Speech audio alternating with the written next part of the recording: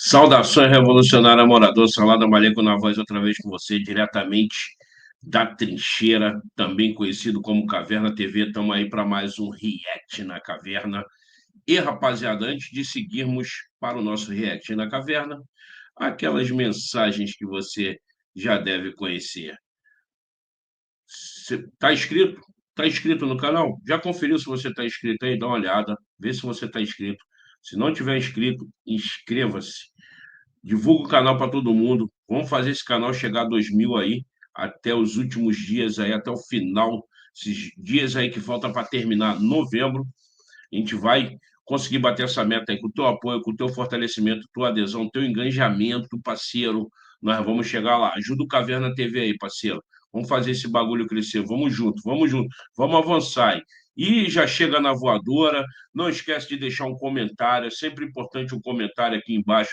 Movimentar o algoritmo, tá ligado? O algoritmo entender que o conteúdo tem relevância e recomendar o canal e o vídeo para mais pessoas, tá ligado, rapaziada? Então, isso aqui tem que ser no aquilombamento, na forma de cooperação coletiva, mano, senão não vai, parceiro. Senão não vai. E aqui é capitalismo no seu último estágio, mano, tá ligado? Antes da extinção da raça humana. Então, é o seguinte, para a gente poder avançar, precisamos trabalhar de forma cooperativa e coletiva. Então, conto com o seu fortalecimento, divulga o canal aí, para geral, pede para geral se inscrever aí, mano. Teus parentes, tá ligado? A vizinhança, rapaziada do trabalho, rapaziada do colégio, tá ligado? Da faculdade, mano.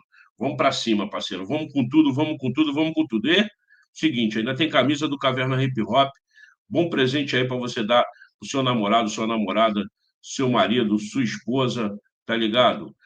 Para geral, seu parente, seu vizinho, seu amigo, amigo oculto, certo? Um excelente presente de Natal. Aí, ó, bonitão, farda do Caverna Hip Hop, certo, rapaziada? Original Caverna Hip Hop, nas cores preta ou branca. Ainda tem alguma variação de tamanhos. Pô, Salada, mas como é que eu faço para saber quanto que tá? Envia para onde é que eu, mano, eu tô aqui em Porto Seguro, na Bahia. Você envia, mano? Nós enviamos para a Bahia, nós enviamos para Rio Grande do Sul, nós enviamos para o Rio Grande do Norte, nós enviamos para Tóquio, Pequim, Sydney, na Austrália, tá ligado? Para qualquer lugar, mano. Kazan, na Rússia, onde você estiver, não importa a sua localização geográfica no planeta, parceiro. A farda original Caverna Hip Hop vai chegar aí para você ficar bonitão, bem trajado e sair bonito na foto, mano. E dar um presente também bem bacana, bem original, tá ligado? Fortalecendo o corre dos independentes, porque, tá ligado, né? Desculpa, você não sabe não? Tá ligado não? Então descobre aí, ser independente depende de muita gente. Então, conta comigo, conta com a gente, eu conto contigo, tá ligado? Vamos nessa, vamos junto. E para tirar todas as informações sobre a camisa hip hop, preços, tamanhos, modelos, fazemos, por falar em modelos, fazemos aí modelos aí exclusivos aí, se quiser. Pô, Salada, eu não quero dar uma camisa dessa e tal, eu quero dar um vestidinho para minha mina, uma baby look, uma parada mais feminina. Fazemos também, mano. Aciona a gente lá no zap lá do Caverna 2197 643 351 26 2197 643 351 26. Aciona a gente lá no zap e a gente tira todas as suas dúvidas, tá bom, mano? Só dá um alô lá, chegar e a gente já desenvolve essa parada aí, essa meta aí, e vamos para cima, vamos com tudo. E, como você bem sabe, o canal do Caverna, canal pequeno, canal humilde, estamos tentando crescer, estamos tentando aí desenvolver, evoluir, progredir, prosperar, mas aí, enquanto isso a gente vai fazendo o bagulho aqui na raça, mano. Então, não tem como apoiar a gente, porque só tem um jeito de apoiar a gente, aliás, que é pelo nosso Pix. Nosso canal não tem os recursos que o YouTube fornece, tá ligado? Não tem Super Chique, não tem Superchat, Clube de Membros, nada disso. A única forma de você apoiar o Caverna é pelo nosso Pix, que está aí na tela, é o nosso e-mail, cavernahiphopbrasil@gmail.com. É o único jeito de você estar chegando junto com o nosso trabalho. Estamos precisando fazer uma assinatura do StreamYard, porque o StreamYard, versão gratuita, que é o que a gente usa aqui, tem limitação de horas por mês, então a gente tem essa trava aí, essa barreira, e a gente precisa ultrapassar essa barreira, produzir mais, cada vez mais conteúdo aí para vocês, tá ligado? Para a gente poder crescer, mano. crescer e levar mais informação, mais conhecimento, mais entretenimento, mais diversão, tudo aquilo que a Caverna TV para você. Estão precisando também comprar uma iluminação, como é que a iluminação tá? Então, pô, ajuda a pagar a internet. Estão precisando de um microfone. Então, só com o teu apoio, mano, que a gente vai chegar junto lá, tá ligado? Chega somando, pô, com o valor que você puder, tiver disponível e você quiser, mano. Vai pingando lá que de grão em grão a galinha enche o papo, já diria o velho deitado, tá ligado? Então, mano, é isso. Dado esses recados aí, vamos pro nosso react hoje. Já vamos dividir a tela aqui com a nossa queridíssima Beatriz Bueno. Conhece essa menina, não, mano? Essa menina aí, ela tem uma página chamada Parditude. E ela, pô, ela é muito estudiosa em relação a esse tema. Inclusive, ela é bem jovem, mas eu aprendo muito com ela. Vergonha nenhuma de dizer isso. Eu tive na minha, se eu tivesse acesso na minha infância para a pré-adolescência ali, que eu tinha muitos conflitos com relação à minha identidade racial, étnica, porque eu sou um cara mestiço, né, mano? Eu tenho mistura de português, de índio, de africano, e eu sou isso aí, né, mano? E os mais próximos parece que assim, eu herdei geneticamente mais a mistura da minha mãe e do meu pai, que é de português com índio, tá ligado? E eu tinha muito conflito, mano. Eu me achava branco demais para ser preto, preto demais para ser branco.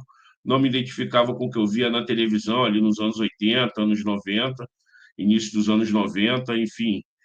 E se eu tivesse acesso às informações que essa menina traz hoje aí, cara, eu teria evitado muito conflito, muito trauma, tá ligado? Eu demorei bastante tempo para me entender, achar meu lugar no mundo, entender que eu era um cara mestiço, miscigenado. E até hoje eu vejo que tem muita gente que tem dificuldade com relação a essa identidade. E a Beatriz, ela sempre traz aí essa temática para a gente. E dessa vez, ó, ela vai responder uma pergunta lá no Instagram dela. Ela botou esse vídeo no YouTube, mas tem lá no Instagram dela também, tá? Bia, nós pardos mulatos podemos nos associar ao Dia da Consciência Negra? Sempre postei algo, mas já fui corrigida por não ter a pele tão escura. Será que é certo falar de mim nesse dia? Aí ela vai responder. Vamos ver qual é a resposta dela. Bia, nós pardos mulatos podemos nos associar ao Dia da Consciência Negra? Sempre postei algo, mas já fui corrigida por não ter a pele tão escura. Será que é certo falar de mim nesse dia? Essa é uma pergunta essencial, um tema muito importante a se falar de parditude, né, gente? A identidade mestiça, essa forçação de barra de uma etnia brasileira mestiça, sempre foi usada como uma forma de apagar os legados indígenas e negros. Nós, pessoas mestiças de origem eurafro, sempre fomos obrigadas a nos embranquecer. Os nossos traços negros sempre foram criticados, sempre foram motivos de chacota. Então, o fato da gente ser mestiço sempre foi usado para tentar tirar de nós esse orgulho de sermos descendentes de africanos. Aqui a gente entende que se você não se conecta com as suas raízes, você já está morto. Acreditar que você é uma pessoa parda, eurafro, e você não tem direito de celebrar, de comemorar, de falar sobre si no Dia da Consciência Negra, parafraseando Emicida, é dar um troféu pro nosso algoz e fazer nós sumir. Então é o que eu sempre digo, gente, o problema não é nós sermos pessoas mestiças, o problema não é, vamos mudar a identidade desse povo, vamos falar para eles falar que eles são negros, né? Para eles poderem só assim terem orgulho de sua parte negra, né? Não, não precisa disso. Então aqui, gente, entra o que eu sempre falo do discurso da consciência mestiça. A consciência mestiça é você saber de onde você veio. Sabendo de onde você veio, você sabe aonde você quer chegar. É você entender por que certas coisas acontecem com você. Então, eu sou pardo, eu sou mestiço, mas você é mestiço do quê? Você veio da onde? O que aconteceu no seu passado? Então, nesse dia, você honrar, reconhecer, celebrar sua ancestralidade negra enquanto pessoa parda, seja afro-indígena, seja eurafro ou outras origens, né? Hoje em dia, a gente tem todos os tipos de mestiço, mas tendo essa origem africana, é uma responsabilidade que nos fortalece enquanto grupo e é uma resposta, é uma resistência à tentativa histórica de nos silenciar e de nos retirar das nossas origens. Sabe aquele jargão? Por que você tá falando disso? Você nem é negra, você é mulata, você... Então, isso existe. né? Tentam nos silenciar. Ok, eu não sou negra, eu sou mulata, eu sou parda, mas eu tenho o direito de falar isso exatamente por ser parda e ser mulata, porque eu sou descendente, faz parte de mim, é a minha história e eu vou falar sobre. Quando pessoas nos corrigem por nossa pele não ser escuro bastante, por estarmos fazendo parte do Dia da Consciência Negra, essas pessoas elas não estão tendo compreensão do que é a miscigenação e como a miscigenação no Brasil carrega marcas da diáspora africana. Então, quando a gente participa desse dia, a gente mostra que a gente está honrando quem veio antes de nós e que a gente está afirmando a nossa união com as pessoas negras, né? Que muitos acusam o Paris de separar, de desunir, porque realmente não conhecem profundamente o meu trabalho. Viu aí? Viu aí? Viu aí? Pegou a visão? Não tem nem o que falar, mano. Não tem nem o que falar, tá ligado?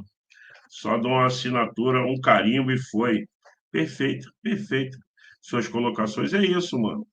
Eu acho que a primeira coisa que eu posso abordar sobre isso aí é exatamente o que ela recomendou, saber suas origens, mano. Sua árvore genealógica. Então, eu descobri que, por exemplo, eu consigo alcançar até meus bisavós, mais ou menos. É, pai da minha avó materna, minha avó é uma cabocla, nascida lá em Lábrea, uma cidadezinha no interior do Amazonas, filha de um seringueiro cearense, que esse sim tinha origem, né, miscigenação com africanos, e minha avó, uma indígena. E meu bisavô era um caboclo, e minha bisavó, uma descendente indígena, e aí nasceu minha avó dessa mistura, e minha mãe, e minha avó casou com um descendente de português, meu avô, isso tudo do lado da minha mãe. Minha mãe nasceu mais para branca, né? Assim, o fenótipo dela mais branco e, e ela e o meu pai indígena, né? Descendente indígena com a pele bem característica do indígena. E minha mãe tinha queda por isso, porque depois que meu pai morreu, ela casou de novo e meu padrasto era um indígena também. Então, eu, basicamente, sou essa mistura, mais de português com índio, e demorou a entender isso. Tem um pouco de africanidade, óbvio, na minha miscigenação, mas até onde eu posso alcançar dos meus antepassados mais próximos, tá mais portugueses e indígenas. Então, eu hoje me entendo, mas foi difícil, cara, durante a minha infância. Então, acho que assim, a gente debater esse tema, trazer esse tema, esse assunto, acho que é de suma importância, porque até hoje, muitas pessoas no Brasil, por ser um país mais mestiço, mais miscigenado do mundo, o Brasil é o maior país mestiço do mundo, mano. A gente aqui, além da imigração, né, de toda imigração japonesa, europeia, né, da diáspora africana, né, mano? 300 anos aí as populações nativas, os povos indígenas, gerou esse caldo, né, mano? Gerou esse caldo, mas basicamente, essencialmente, essa tríade, né? Africanos, indígenas e portugueses. Só que, como a Beatriz fala, é importante saber tua origem, cara. Busca aí, cara, tua árvore genealógica. Pergunta aí para os mais velhos da tua família, tua história, quem são, de onde vieram, tá ligado? Eu acho que isso te ajuda a ter uma compreensão de quem você é. E ter essa compreensão de quem você é tão importante, mano, e tão fundamental para a compreensão interna mesmo, né? Para a sua própria compreensão humana de quem você é enquanto pessoa, mano. Sabemos que não é orgulho nenhum, né, cara? A miscigenação, sobretudo no Brasil colônia, ela se dava por violência sexual. Somos descendentes do estupro, né, mano? estupro primeiramente as indígenas, depois as africanas, e daí foi surgindo essa miscigenação. É triste, é lamentável, mas é a nossa história, mano. É a nossa história. Não adianta querer tapar o sol com a peneira, tá ligado? E eu acho que, assim, conhecer nossas origens, conhecer nossas histórias, nos faz entender quem somos, tá ligado? Tem um outro vídeo aqui da Beatriz que eu não vi, né, cara? Vamos ver junto esse vídeo. Não, peraí, peguei errado. Vamos ver junto, reagir juntos aqui a esse vídeo, que eu acho que esse vídeo dela também é bem interessante, que é justamente que é um vídeo que ela explica que pardos, olha lá, pardos não são negros. Eu acho que é bem legal também, um vídeo de uns 15 minutos. Vamos assistir aqui. As pessoas pardas são negras. Hoje a gente vai falar Fale para que eu te veja. Essa frase atribuída a Sócrates carrega um conhecimento milenar. As pessoas pardas são negras. Hoje a gente vai falar um pouquinho disso. Se você não me conhece, eu me chamo Beatriz Bueno e eu sou pesquisadora de identidades multirraciais no Brasil e cuido hoje em dia de um Instagram chamado @parditude, que se você é uma pessoa parda e ainda não conhece, vai conhecer, que você não vai se arrepender. Gente, para começar esse assunto, eu gostaria de falar do caso que teve da Vanessa da Mata em maio do ano passado, de 2023. Eu demorei. Mesmo com os cabelões enormes e falando dos trachos e defendendo o cabelo preto, demorei a beça. Porque tinha um pai branco, de olho claro, que eu olhava e falava assim, mas e ele? Era como se eu estivesse mandando ele embora, sendo filho só da minha mãe. Coisa comigo, exatamente. E naquela época todo mundo dizia, ah, mas você não é, que eu sou preta. A única coisa que eu sei sobre mim. Uma pergunta fundamental que surge diante dessa afirmação da Vanessa da Mata é por que alguém tentaria retirar isso dela?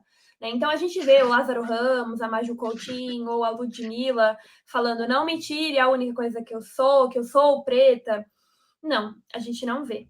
Isso acontece com a Vanessa da Mata porque ela é uma mulher mestiça. Então, diante dessa afirmação dela, vieram pessoas defender que ela era preta, vieram pessoas falar que ela era branca, vieram pessoas falar que ela era parda ou que ela era negra, vieram algumas pessoas com os novos conceitos que estão sendo disseminados agora também, de que ela é uma mulher negra, mas não preta. Né? E a gente ainda vai desenvolver muito essa conversa aqui no canal. Uma coisa importante para ter no radar é que a Vanessa da Mata ele está atendendo aos pedidos do movimento negro brasileiro. Né? Quando eu falo movimento negro, eu falo de todas as pessoas que estão participando ativamente, né? Sendo ativistas por direitos de igualdade racial no Brasil. Né? Não estou falando de nenhuma instituição específica. Então, Isso aí é importante também, fazer um parêntese aqui. Os movimentos negros, cara, eles discriminam, nos discriminam os pardos, nos olham diferente, sabe? Os pretos de pele retinta, pretos ou negros, aí fica a seu critério, eles não entendem essa miscigenação e se colocar nesse lugar de eu sou 100% preto, mano. Não é, mano. Tanto é que houve um caso curioso há algum tempo atrás, deixa eu ver se eu acho esse caso aqui, que é um caso bem interessante que esclarece muito disso, sabe?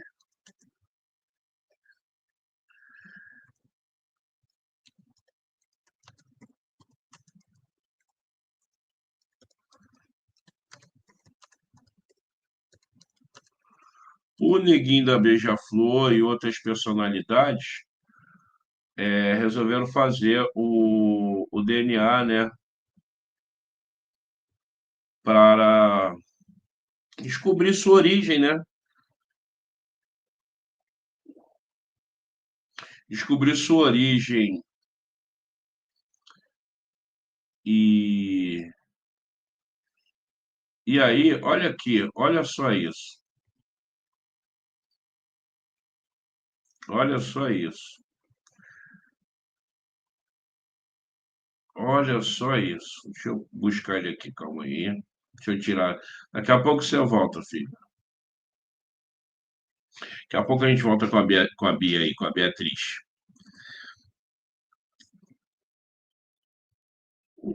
Olha isso aqui, ó. Neguinho da Beija-Flor tem mais gênio europeu. Cara, o Neguinho da Beija-Flor é um preto retinto, mano. Tá ligado? E olha só, Neguinho da Beija-Flor, sambista carioca que leva a cor da pele no nome artístico, é geneticamente mais europeu do que africano, indica uma análise do seu DNA feita a pedido da BBC Brasil, como parte de um projeto Raízes Afro-Brasileiras. Quem vai olhar para o Neguinho, o fenótipo dele, né, o biotipo dele, e vai dizer que o Neguinho não é um cara legítimo, um genuíno descendente africano. Mas ele é mestiço, mano. Só que não é visível, entendeu? Olha aqui, ó, de acordo com essa análise, 67,1% dos genes de Luiz Antônio Feliciano Marcondes, o Neguinho, tem origem na Europa, apenas, olha lá, tem origem, olha só, 67% dos genes dele são de origem europeu e apenas 31,5% é de africano. Inclusive, o Neguinho da Beija-Flor, né, mano? Pô, vai estar encerrando a carreira dele, né, de intérprete aí da Beija-Flor no próximo carnaval, né? É triste, né? Eu cresci vendo o Neguinho a vida toda na Beija-Flor, mas enfim, isso aí é outro papo. Aqui, ó. Aí tem outros casos aqui, ó. O seu Jorge tem descendente de bantos africanos, a cantora Sandra de Sá tem 96 de genes africano, a Daiane dos Santos é ginasta, tem mais genes europeus, e por aí vai. E por aí vai. E tem um outro caso, olha que interessante.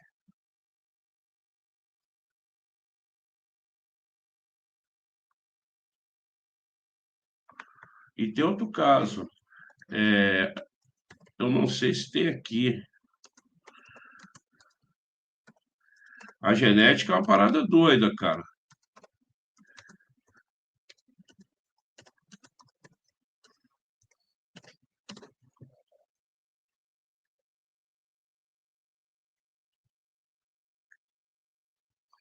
Olha aqui, ó. 2014. Eu nunca esqueci esse caso. Eu fiquei impressionado quando eu li essa notícia.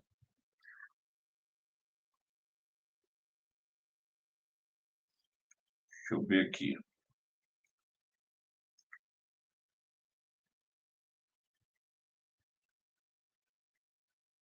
Deixa eu ver se é essa matéria mesmo. É isso mesmo, vamos lá. Vamos lá, vamos buscar aqui.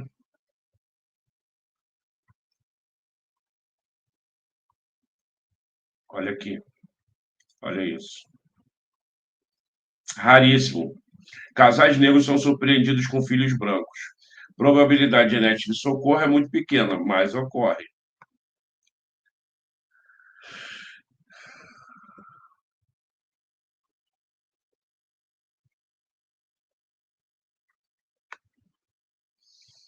Ó, não foi esse caso, não. O caso que eu estava me referindo é um brasileiro. Eu não sei se vai ter aqui também. Esse parece que foi na gringa. Ó, Catherine Howard, de 32 anos, teve uma surpresa quando seu filho nasceu.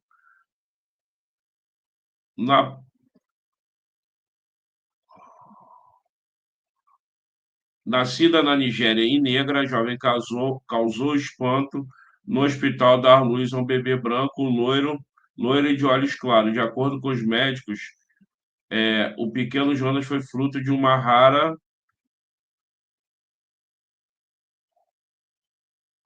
combinação genética em que os genes recessivos foram predominantes. Na maioria dos casos, são os genes dominantes que manifestam, o que resulta em uma cor de pele, olhos e cabelos mais escuros, de acordo com a informação do site Daily Mail. Um outro casal como esse já foi registrado. Mas o caso que eu quero trazer é um caso brasileiro, não é esse aqui. Não é esse aqui.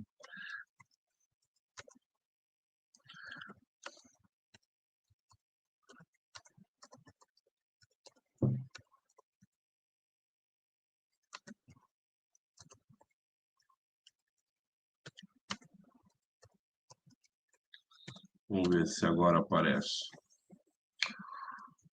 Vamos ver aqui.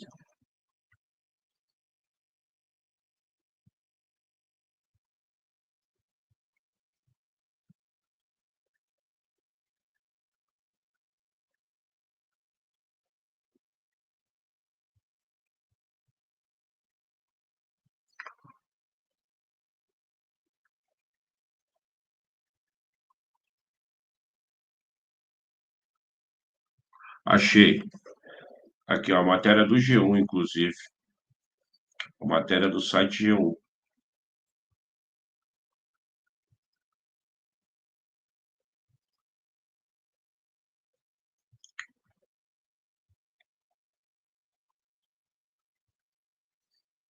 Aqui, ó.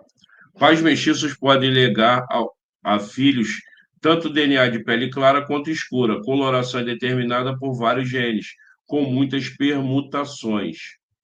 Essa matéria é de 2009. 2009. O nascimento de um bebê branco, de olhos azuis, filho de um casal negro no Rio de Janeiro, causou surpresa até aos pais, que requisitaram o exame de DNA para confirmar sua paternidade. De fato, trata-se de um acontecimento raro, mas não tem nada de miraculoso, e não é preciso duvidar da fidelidade da mãe ao marido para explicar o que acontece. A informação crucial, na maioria dos casos, é que pelo menos um dos membros do casal tem herança racial mista, tá vendo? Então, assim, terminar aqui. Como a cor da pele entre seres humanos é determinada por um conjunto de 4 a 6 genes diferentes, casais mestiços podem, embora com pequena probabilidade, gerar bebês muito diferentes dos pais ou de seus irmãos. Tinta misturada. Esses vários genes contêm a receita para a produção de melanina, entre aspas, tinta bioquímica que dá a cor à pele humana. Cada um deles induz a produção de tipos ligeiramente diferentes de melanina, uns ligados a pessoas de pele mais clara, outros a pessoas de pele mais escura. Os bebês recebem cópias desses genes tanto do pai quanto da mãe. Normalmente, se o pai é branco e a mãe é negra, os efeitos se misturam. É por isso que o filho de um negro com genes para a pele escura, com uma branca com genes para a pele clara, tende a ser mulato, ou seja, ter cor de pele intermediária, mas em seu DNA o bebê tem ambos os tipos de gene. Assim, a mãe poderia passar a seus filhos tanto genes para a pele clara quanto para a pele escura. Aí que vem o acaso. Quando produziu seus óvulos, ela deve ter passado para um deles apenas as cópias ligadas à pele clara. Assim, o bebê nasceu mais claro do que os seus pais. Imagina o choque desse casal, porque esse casal segundo, na época, na ocasião, eu li uma matéria que era mais detalhada do que essa. E o casal dando depoimento, o cara falou que, pô, ficou assim, sabe, porra, incrédulo e achou até que a esposa o tinha traído de fato. Foi daí que veio a questão do pedido do exame de DNA, que comprovou a paternidade dele. E o que acontece? Eles explicaram que até onde eles conheciam suas origens, ambos eram todos parentes pretos, tios, pais, avós, bisavós, até onde eles conseguiam alcançar eram de pretos retintos. Por isso, do espanto do casal, porque ou ele ou ela tinha uma miscigenação que era muito lá atrás, e aí ela foi sumindo essa miscigenação com brancos. E ao longo do tempo, essa miscigenação branca foi sumindo predominando a cor de pele mais escura, porque foram tendo relações e tal, e foi escurecendo, ao invés do que era o sonho na época da escravidão das mães pretas de clarear a família, digamos assim, né? E, e essa miscigenação aflorou muitas gerações depois. Olha que loucura, cara. Então, a gente falar em Brasil, mano, o bagulho é muito doido, mano. O bagulho aqui no Brasil, em relação à miscigenação, questão étnico-racial, o bagulho é doido, parceiro. O bagulho é doido, entendeu? Tem que ver que a gente aqui não tem paralelo no mundo, a gente não pode ter, não tem parâmetro, a gente aqui tem uma parada totalmente diferente do resto do mundo, compadre. Vamos voltar lá para nossa querida Beatriz Bueno lá, para a gente finalizar o nosso react. Vou terminar de ouvir a explicação dela aqui. Pessoas de movimentos negros no Brasil todo incentivam que pessoas mestiças, assim como a Vanessa da Mata, se autodeterminem. Ah, esqueci. Isso aí, eu falei tudo isso aí justamente para reforçar o que a Beatriz está falando aí, que é a questão dos movimentos negros, cara. Não ter essa compreensão étnico-racial da miscigenação brasileira.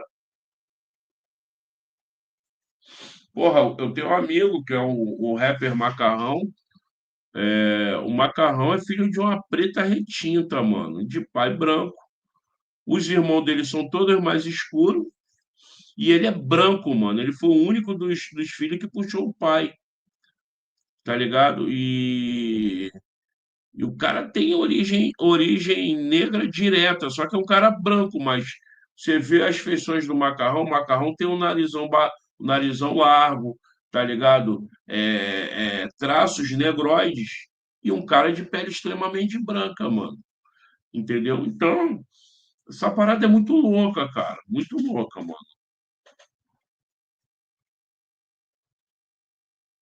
Declarem como pessoas negras e abandonem qualquer tipo de identidade intermediária ou mestiça, como pardo, mulato, caboclo e o que for. E segundo o Munanga, no livro Rediscutindo a Mestiçagem no Brasil, isso começou a ser incentivado aqui no Brasil a partir dos anos 70, quando os movimentos negros brasileiros começaram a ver que nos Estados Unidos a unificação de pessoas mestiças como pretas gerou uma grande união. Tá aí. Esse é o ponto. Ela chegou no ponto central da questão. Os movimentos negros estadunidenses influenciaram diretamente os movimentos negros brasileiros nos anos 70. E lá tem uma gota, se tiver uma gota de sangue negro, é negro. Mas a gente tem que entender todo o contexto. Lá nos Estados Unidos, o colonizador, o senhor de escravo, ele não se misturou tanto quanto aqui no Brasil. Os portugueses fizeram estupros aí incontáveis, né? E, inclusive, de início, eram as indígenas, que eram as primeiras vítimas, depois as escravizadas trazidas de África para cá. Lá nos Estados Unidos, isso não foi tão recorrente. A miscigenação foi muito menos, apesar que também houve bastante miscigenação, mas incomparável com o Brasil. E lá, essa questão racial ela é muito bem definida, muito bem determinada. Né? Latino é latino, branco é branco, asiático é asiático, tá ligado? Europeu, europeu, judeu, judeu, enfim, é tudo muito bem definido. Então, se você tem uma gota, lá eles falam, né, uma gota de sangue africano, você é preto. Até porque lá essa questão da supremacia racial branca não aceitaria alguém com uma gotinha de mestiçagem, porque eles pregam justamente a pureza, entre aspas, racial, tá ligado? A superioridade racial da raça branca, então, automaticamente, eles consideram todas as outras populações do mundo inferior, tá ligado? Então, mano, lá a questão é muito diferente. Então, outro detalhe importante, apenas cerca de 13 a 15% da população dos Estados Unidos é de afrodescendente, mano.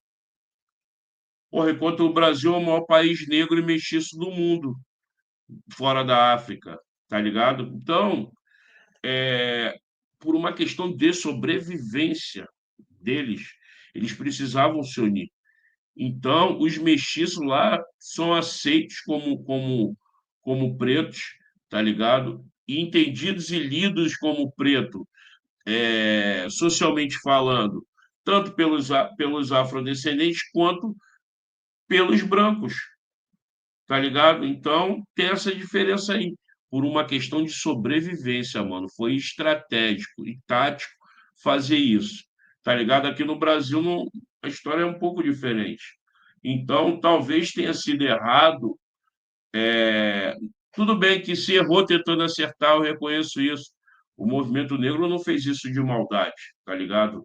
Ele queria reforçar o movimento. E abraçou essa mesma ideia e concepção dos movimentos negros dos Estados Unidos. Gerou uma grande articulação política e eles conseguiram os direitos civis nos anos 60. Né? Então, o Brasil começa a se influenciar por esse movimento das pessoas mestiças se afirmarem negras e incentivar que isso aconteça aqui também no nosso território. E ao sofrer situações parecidas com a da Vanessa da Mata e ver também muitas pessoas pardas e mestiças passando por essa situação, eu fui atrás de aprofundar os estudos, né, de como começou tudo isso em relação às pessoas mestiças, tanto nos Estados Unidos quanto no Brasil. Então eu fui procurar entender por que nos Estados Unidos as pessoas mestiças de branco com negro ou de outros grupos com negro não tinham essa cultura de se entender como mestiças, e sim como pessoas pretas de pele clara, né? E aí seria o light skin black. E nessa pesquisa, gente, eu fui parar lá atrás, nos modelos de colonização diferentes que nós tivemos aqui no Brasil e na América Latina, e os que aconteceram na América do Norte. E eu recorri ao Darcy Ribeiro no livro O Povo Brasileiro para a gente poder ter mais conclusões em relação a isso. E olhando para a mestiçagem, aqui no Brasil, quando os portugueses chegaram, eles vieram num número reduzido de homens, eles não trouxeram mulheres, e o objetivo deles era explorar a terra e explorar tudo que tivesse no caminho, inclusive o corpo das mulheres. E também havia na cultura indígena o que foi chamado de cunhadismo, um movimento em que eles agregavam esses homens brancos à sua comunidade, casavam eles com as indígenas de forma consentida. Enquanto que, nos Estados Unidos, os ingleses foram com famílias inteiras, com a intenção de criar a Nova Inglaterra. E nisso, eles não tinham... Olha, tá vendo? Isso aí eu já não sabia. Essa questão, assim, sabia do modelo de colonização, né? Colonização de habitação e colonização de exploração, o que trouxe diferenças significativas entre os dois tipos de colonização. Isso a gente aprende no colégio. Mas, com relação a Missy, cara, foda, ela é braba. Intenção nenhuma de se misturar com o povo local. Eles queriam viver completamente separados, eles só queriam tirar aqueles nativos do caminho.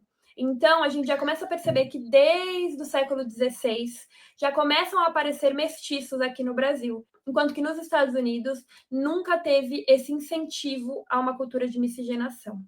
E o Darcy Ribeiro relata que já naquela época as pessoas que eram mestiças de português com os indígenas nativos já tinham uma identidade muito nebulosa, né? Então eles não eram europeus, eles não eram nativos, eles eram o quê? E aí ele começa a discorrer sobre o conceito de ninguém-dade que esses mestiços passam a sofrer aqui no Brasil já há um tempão. E em outro vídeo a gente pode falar sobre ninguém-dade. Se você quiser saber sobre ninguém-dade, comenta aqui embaixo que você tem interesse em saber, eu faço um vídeo só sobre isso. E aí, gente, o que acontece? Os séculos passam e começa a diáspora dos africanos, né, de forma forçada. E lá, nos Estados Unidos, se mantém a mentalidade de separar-se de povos diferentes. Enquanto aqui no Brasil se mantém a mentalidade de assimilacionista, né, em que as pessoas têm maior proximidade, maior convivência, mesmo em meio a hierarquias, mesmo em meio a dominação e opressão e violência. Essa mistura acontece e faz parte da nossa cultura. Mais tarde, pós-abolição da escravatura, nesses dois países, essas mentalidades também vão ditar como o racismo vai operar na sociedade após a abolição. E aí, nos Estados Unidos, eles criam um sistema de segregação racial, o apartheid, em que eles separam as pessoas brancas das pessoas negras. E no Brasil, começam a estudar o nosso povo, estudar sobre como mestiços são seres degenerados, sobre como o Brasil não teve uma boa economia, porque aqui só tem pessoas mais escuras e pessoas mestiças, e que o povo mestiço é um povo inferior. O nosso país não estava com economia ruim porque ele foi explorado, saqueado, pessoas foram assassinadas, não, tá? Era porque as pessoas eram mestiças, negras e indígenas. Nesse momento, o Estado começa a incentivar a imigração de pessoas europeias para clarear a população. E começa a incentivar também essa ideologia de clareamento, né? De usar a miscigenação para clarear a população. Cara, essa imagem que ela colocou aqui para ilustrar é perfeita. Olha só, a primeira geração pele mais escura, a segunda, né, já mais clara, e o bebê branco e a anciã da família, né, agradecendo aos céus. Pô, cara, isso aqui é o retrato desse processo que o Brasil passou durante esse período aí. Lamentável, mano. Isso acontecia bem recente, cara. Minha mãe foi criada sobre essa mentalidade racista, né, cara? De, de minha avó, né? E aí eu cansei, conheço inúmeros casos de pessoas que não, tem que clarear a família, não, você tem que chegar para as mulheres negras, né? Pretas, mais retinta, e as mães falavam, não, você tem que casar com um homem branco para clarear a família e coisa e tal. Isso até bem pouco tempo atrás, agora é muito normal no século XX, pô, até os anos 90 ali, porra, super comum.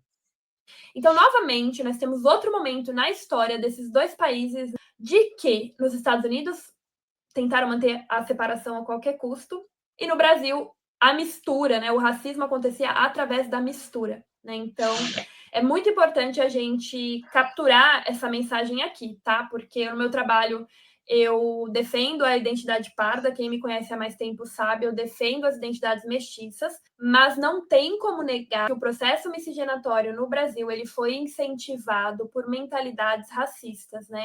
Que queriam que os mestiços e os negros e os indígenas desaparecessem e ficasse uma população Perfeito, clara e branca e próxima do europeu. Então, perfeito. gente, esses diferentes contextos geraram forma de ver as pessoas mestiças que são totalmente diferentes em cada país.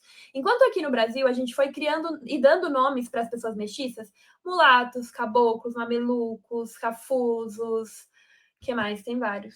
Lá nos Estados Unidos, as pessoas afro-americanas sempre foram identificadas como black. Mas o que aconteceu? Nessa jornada de lá separação e aqui assimilação, os povos que lá estavam separados, né, com poucas pessoas mestiças, porque a cultura não incentivava essa miscigenação, eles se uniram, se articularam, criaram um movimento negro, né?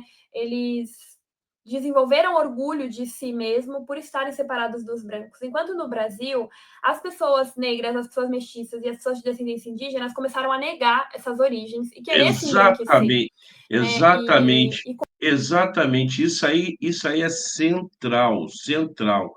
Eu acho que é o cerne da questão, cara. É o cerne da questão, porque pessoas do meu tom de pele, por exemplo, mestiças com a minha tonalidade de pele, eu sei que se eu pegar sol, eu fico, pô, cara, bem escuro, tá ligado? Eu não chego a ficar preto retinto, mas eu escureço uns 60%, 70%.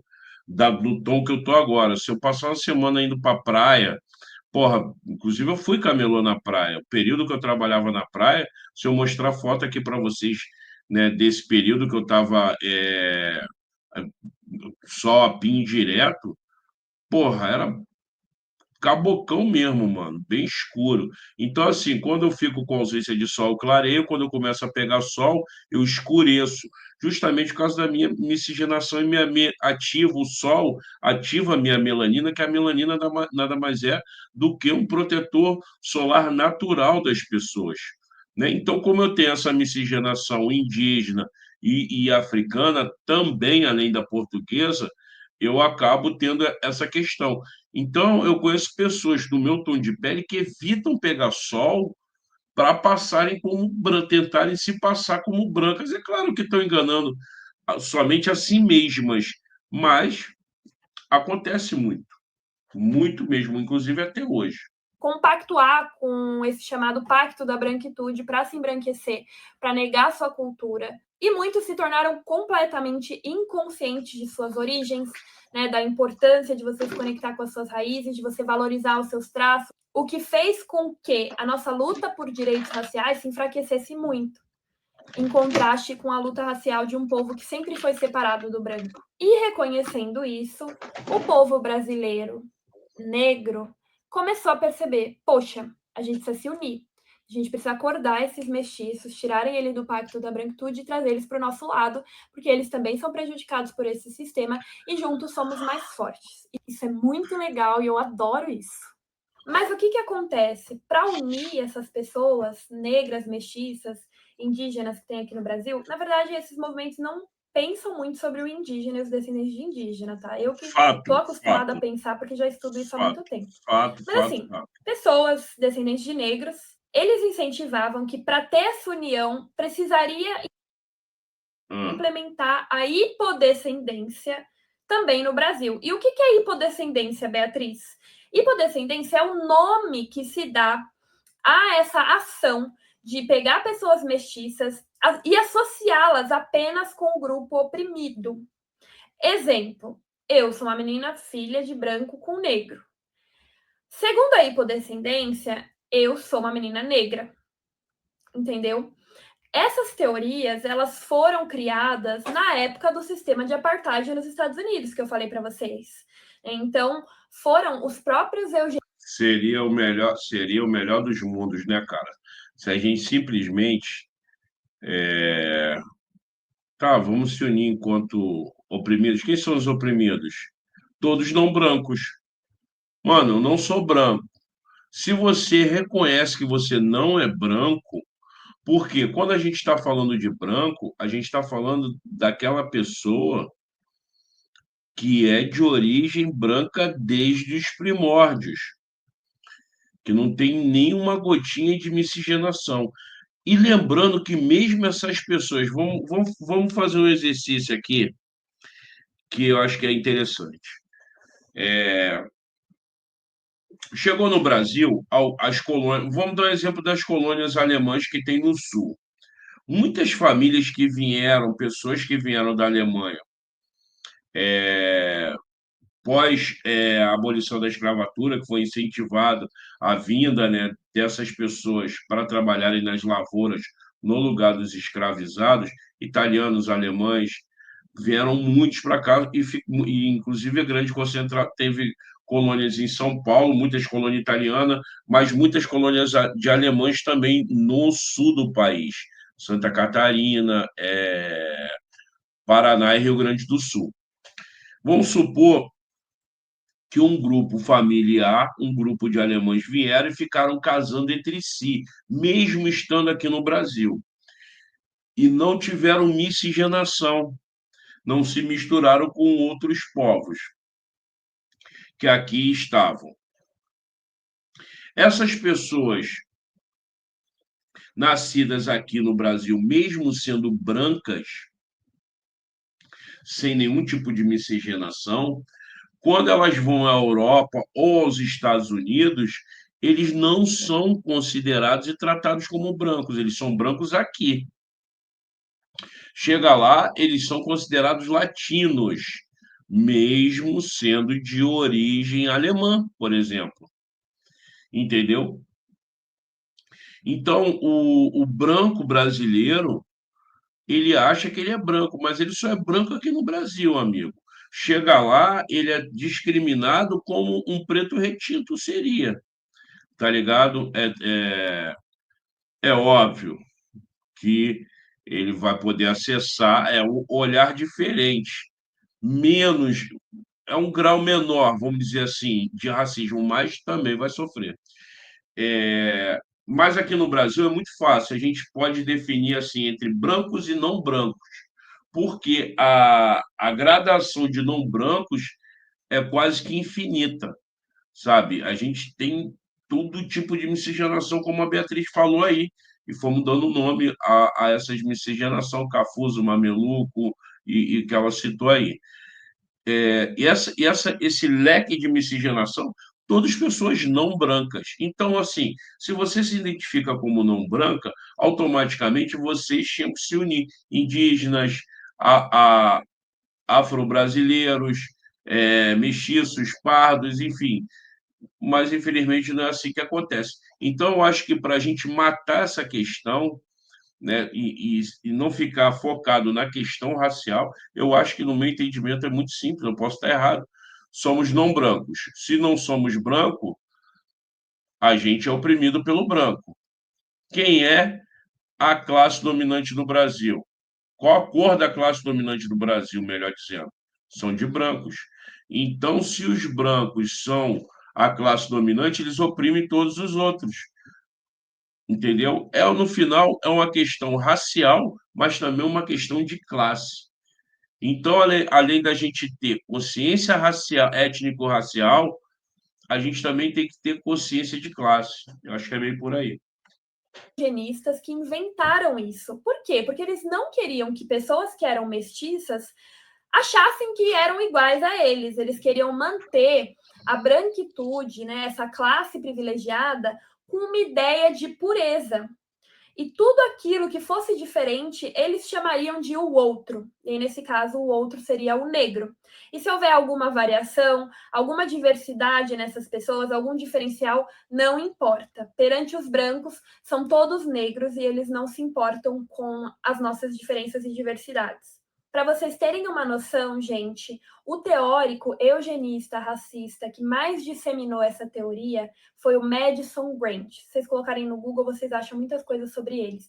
Ele lutava a favor de leis anti-miscigenação, que é você proibir o casamento interracial, leis de segregação, restrição de imigração de diferentes povos para os Estados Unidos que não fossem os brancos, né?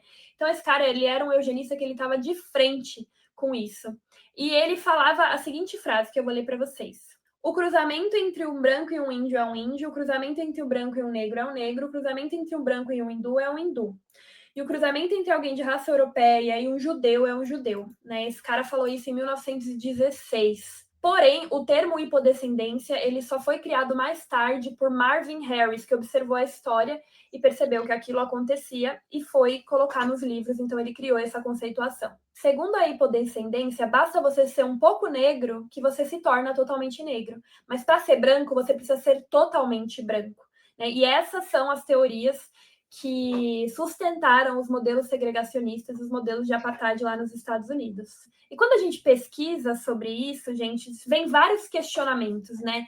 De que se foram pessoas eugenistas, né, que queriam mais corpos servindo a eles, que criaram esse sistema em que as pessoas mestiças são consideradas só negras, se foram esses eugenistas que criaram esses sistemas para manter os brancos numa ideologia de pureza, se foram pessoas eugenistas, racistas, que criaram e desenvolveram esse sistema, por que nós estamos endossando esse sistema?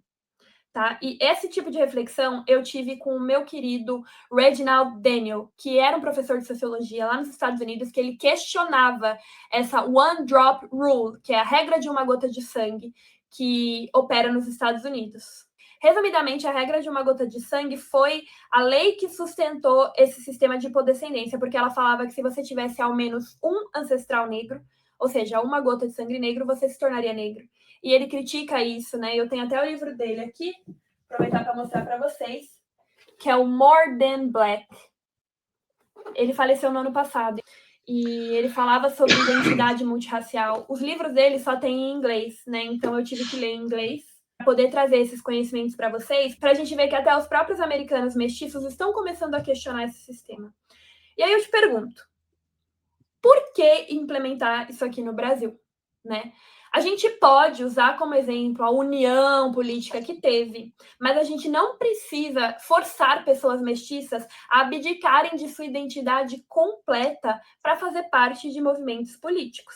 Até porque, como eu expliquei nesse vídeo inteiro, o Brasil tem uma história de reconhecimento dos corpos mestiços há muito tempo. E quando a gente tenta fazer esse tipo de coisa, acontece o que aconteceu com a Vanessa da Mata, que a gente viu no começo do vídeo. A gente não consegue encaixar essa teoria para a prática, né? Porque as pessoas mestiças vão ser horas jogadas para negras, horas jogadas para as brancas, porque nós estamos tentando colocar a população brasileira, que já tem uma história, que já tem uma cultura, numa caixinha, numa forminha que não cabe. E um outro ponto importante que a gente pode observar é que as pessoas mestiças no Brasil, muitas são descendentes de indígenas e não são descendentes de negras.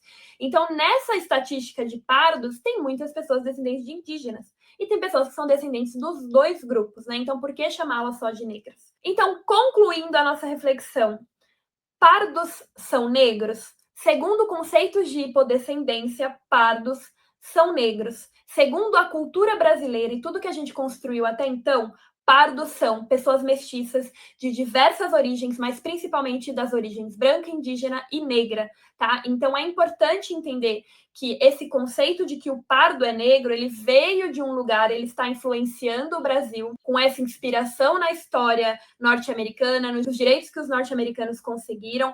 É uma forma de observar a realidade que não vem observando o Brasil a partir do Brasil, vem observando o Brasil a partir dos Estados Unidos. Então a gente precisa ter muito cuidado com essas narrativas. Mas é importante vocês saberem também que hoje em dia o Estatuto da Igualdade Racial determina que pardos e pretos são pessoas negras. E eles fizeram isso por pressão de movimentos políticos negros, né? Então isso passou a acontecer, foi mais ou menos ali em 2010 que isso foi implementado. Então quando vocês ouvirem pessoas falando que pardos são negros, vocês já sabem no que essas pessoas estão se baseando e vocês também já sabem que existem controvérsias e existem problemas nessa forma de observar a realidade brasileira.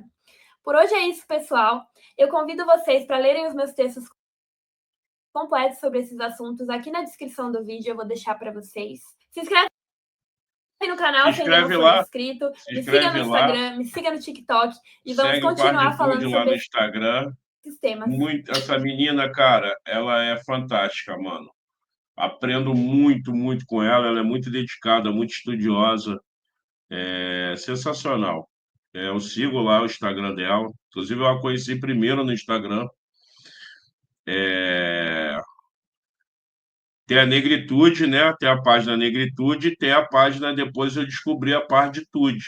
E me identifiquei de cara, né, mano? Porra, afinal de contas, eu sou um cara pardo, né, mano?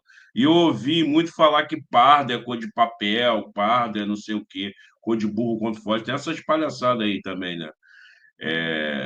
Bem problemática. Então, assim, Beatriz Bueno, vou deixar a descrição aqui no vídeo do conteúdo dela, do Instagram. Link do Instagram e link do canal dela, tá? De onde a gente pegou esse vídeo aí. Cara, nota 10. Ó, palmas para ela. Aulas e palestra. Valeu, Bia. Até a próxima, galera. Esse foi mais um React na Caverna. Espero que você tenha gostado. E não esqueça também de se inscrever no Caverna TV. Valeu, rapaziada. Abraço, até a próxima.